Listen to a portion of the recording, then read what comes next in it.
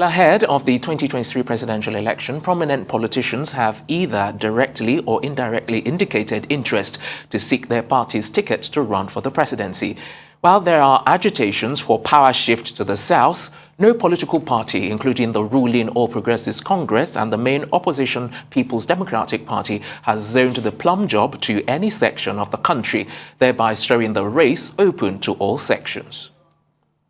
And joining us now to discuss the permutations, the drama, the politics and the games that will characterize the stage going into the 2023 general elections are Professor Aliyu Jibiya, convener, Northern Academia, and Mr. Opunabo Inko Tariah, a civil rights advocate and political analyst. Good to have you both join us on a Newsday.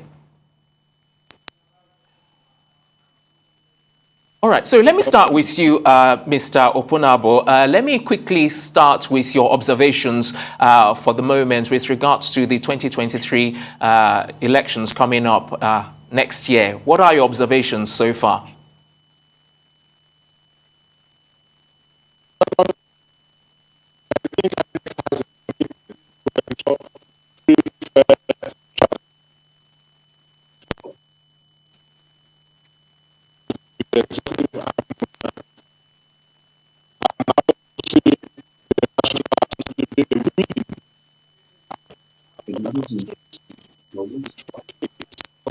All right, then. It seems like we're having technical issues and losing connection with Opunabo. Let's quickly bring in Aliyu Jibiya.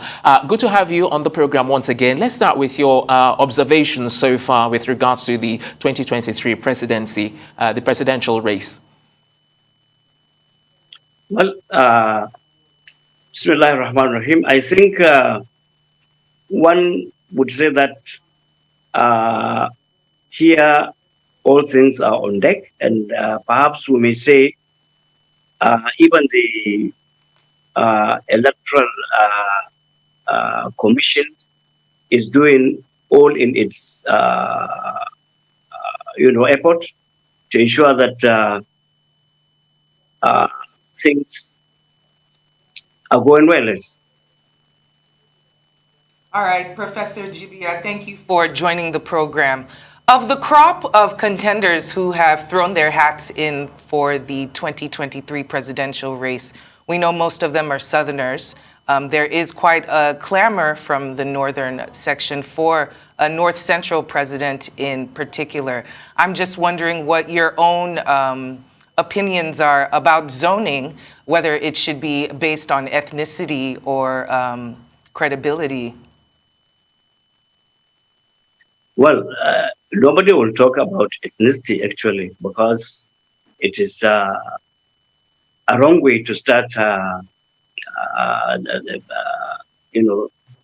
But I believe we should be more concerned about the needs, the credibility of a candidate, and as long as that is taken into cognizance, we believe any particular person coming to join the race for the presidency must be someone who has the nation in mind, and someone who throughout his political career has contributed immensely to all aspects of national development, notably education, and especially as things are now, he has a blueprint to address the security situation in the country, and most importantly, the issue of poverty, because it is a great irony to discover that a nation like Nigeria, blessed with human and material resources, and endowed with all potentials for greatness, but is still wallowing in poverty, underdevelopment, and chronic poverty. So I think whoever is coming up to lead this country as a president, he must address these fundamental issues. Failure to do that, we will go back to where we are today. Yes. Well, I'd like to bring in Mr. Opunabo Inko Tariah. He's a civil rights advocate and political analyst. I'd like your thoughts, on the electorate. Let's talk about the electorates now. Do you think they are more aware of the power that they have in choosing their leaders, or are you afraid that it will still be a case of, buying and selling of votes? What should the electorates watch out for in choosing their next leader? Well, thank you so much. But before I answer that question, I'll quickly want to add to what my brother in the studio, the other guests talked about when he talked about zoning. Political natural accident must be considered in a complex and heterogeneous society like Nigeria if we have to still the fears of those who believe that they have been marginalized, discriminated against. I agree that he mentioned certain qualities. Those qualities that are being signposted by him could be found in every political zone in this country. So if you really want to still the fears of discrimination, marginalization, and segregation, we must consider the political zoning, because that is what is even applicable in the United States, where you have the college system. And that's why the likes of Hillary Clinton and Al Gore, who had majority votes, could not win, because we had the college system to address numerical indifferences in the country. So I strongly believe that, yes, those qualities, as signposted by my brother, must be embodied in a candidate for him to emerge as the president of a country. But the zoning must also must be put into serious consideration in so doing. Having said this, the issue of the electorate, a lot of them are lethargic. A lot of them believe that their votes will not count. And that is why a lot of us relied on INEC and also commended INEC when it ideated issues and programs and systems that will ensure credible, transparent elections. And that is where a lot of people are also not happy with Mr. President for not assenting to that bill. Because all he would have done was expunging the issue of direct primaries and assent to every other aspect of the bill that is plausible to Nigerians. So a lot of us believe that the issue of the direct primaries was just a Fabian policy. It was a stratagem, especially when you look at the antecedents of Mr. President when it comes to the issue of electoral bills. Having said this, Nigerians, all we need to do is rekindle the confidence in Nigerians, let them know that their votes count, and that with the present INEC, which of course was started by Aliyu Jibiya, the issue of transparency and credibility. With the present INEC, just as we've seen in Anambra State, just as we've seen in some other states that conducted elections recently, the present INEC is committed to a credible and transparent election. If you don't go out to cast your vote, then you should not complain, because you can only complain after you've cast that vote.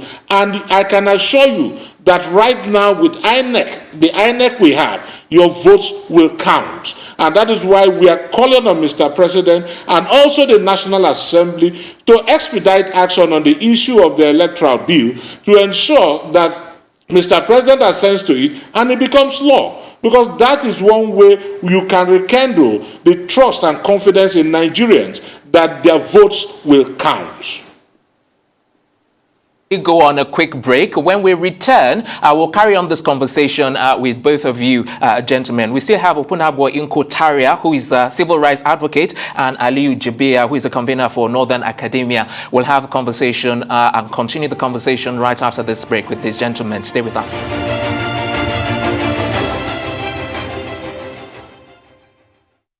Welcome back to Newsday. We're still discussing the race to the 2023 presidential elections, and joining us on the program we have Professor Aliyu Jibiya. He's a convener, Northern Academia, and Mr. Opunabo Inko Tariah, a civil rights advocate and political analyst. Professor, I'd like to come to you. A number of political heavyweights have indicated interest in running for president in 2023. I would like your assessment of the candidates. Come again? I said I would like your assessments of the candidates that have indicated interest in running for president in 2023. Yeah, quite a number of candidates have made their debut from various parties. And from all indications, three prominent parties have actually come to the fore: the APC, the PDP, and the PRP. Each of these three have presidential candidates. And what is important is the program, the objectives a candidate intends to achieve come 2023. And among the three, we discover that there are those that hammer on education, others on this issue of insecurity, and quite a number of national issues. But one noticeable element which takes the attention of the ordinary man is the issue of insecurity, as well as the falling standard of education.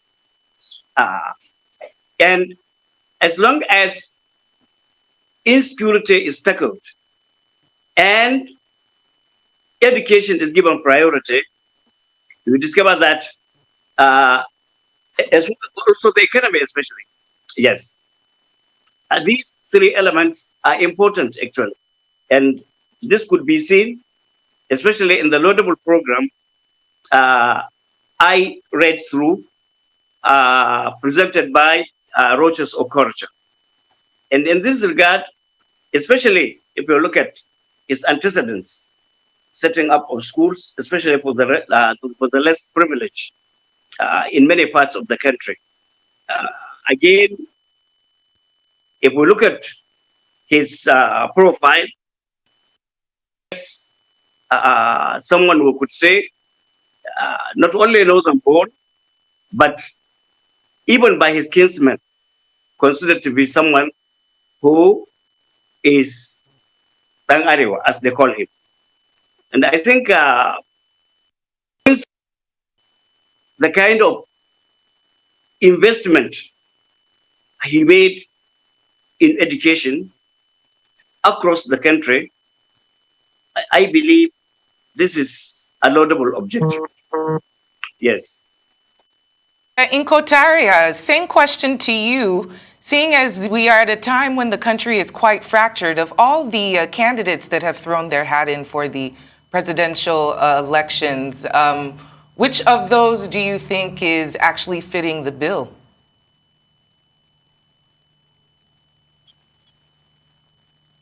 None. Because the unknown is a function of conjecture. Now, when you talk of the candidates, we have two major political parties, the PDP and the APC. If you talk of the APC, of all those that have indicated interest, although the man, my preferred candidate, has not indicated interest publicly, I will opt for Right Honorable Chibuike Rotimi Amaechi. When you consider his pleasant antecedents as the Speaker of the Rivers State House of Assembly for 8 years, Governor for 8 years, and a minister for close to 7 years with impeccable records. This is one man that has never been hounded by EFCC or any security agency for any form of graft. He is one man that has not been associated, even as a speaker, as a governor of a state, with any form of fraud. I am a Rivers man, and with Rotimi Chibuike Amaechi as governor of Rivers State, Oh, I can tell you, if you go to Rivers State, his records speak for him. Are you talking of welfare of Rivers people in general? If you remember his mantra, Rivers money for Rivers people. And a lot of Rivers persons were empowered in terms of contracts, in terms of employment, in terms of appointment. You can imagine a man who appointed 13,000 teachers, built schools and health centers across the state. There was no preference in terms of local government for Right Honorable Chibuike Rotimi Amici. As far as he was concerned, the state was his constituency, and it was incumbent on him to have even development. Then if you talk of a minister, he's arguably the best performing minister in this country. Today, if the president's government will have any form of credibility. Absolutely. All right, it is Right Honorable Chibuike Rotimi Amici's ministry. Okay, we do hear you. We do hear you. But let me quickly bring in Prof again.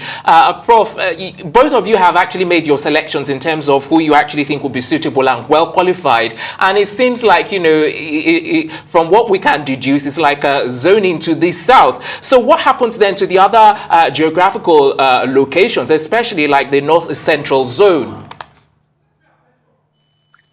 Well, but when you are talking about north and south, the north central is part of the north. So to single it out and give it a special priority, I think is misplaced. Since we are talking about north and south, and the country is now, I mean, the election, I mean, the choice is now for the south to bring a candidate. I think it is even wrong to consider the middle belt or whatever as a referral point. So I think what we do is we look at the two geopolitical zones, the north and the south. If it is time for the south leadership, then certainly to give the middle belt a priority is like dividing the country again politically, and I think this is wrong.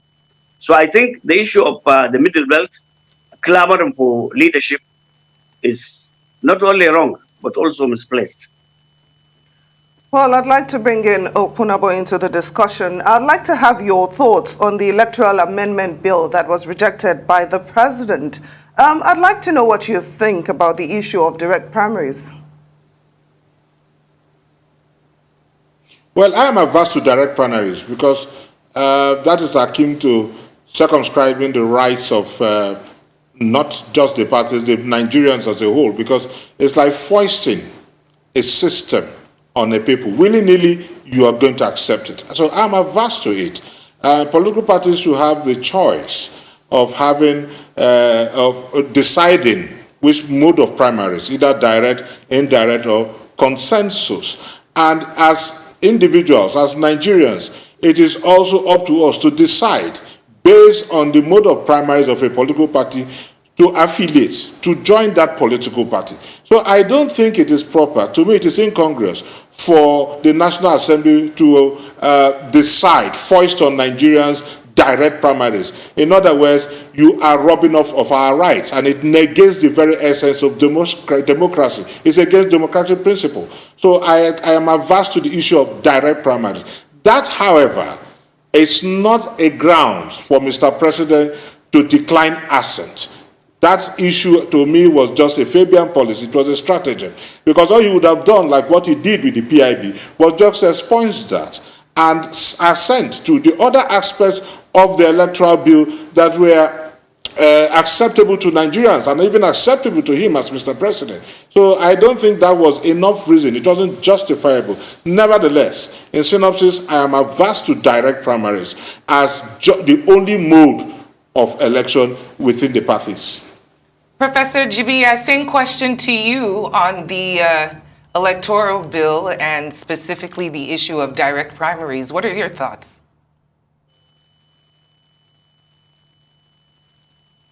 Okay, yes. Your thoughts on the electoral bill and the president's declining to assent to it and the fact that direct primaries is such a big subject of contention? Yeah. The direct primary seems to be the choice.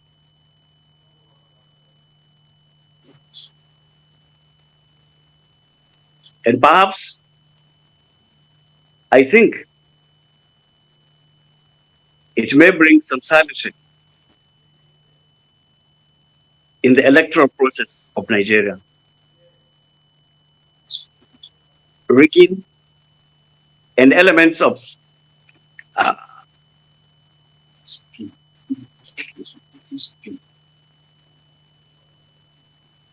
corruption, electoral malpractice, and the like will all be avoided. There are many reasons why Mr. President actually rejected it. Yes. So I think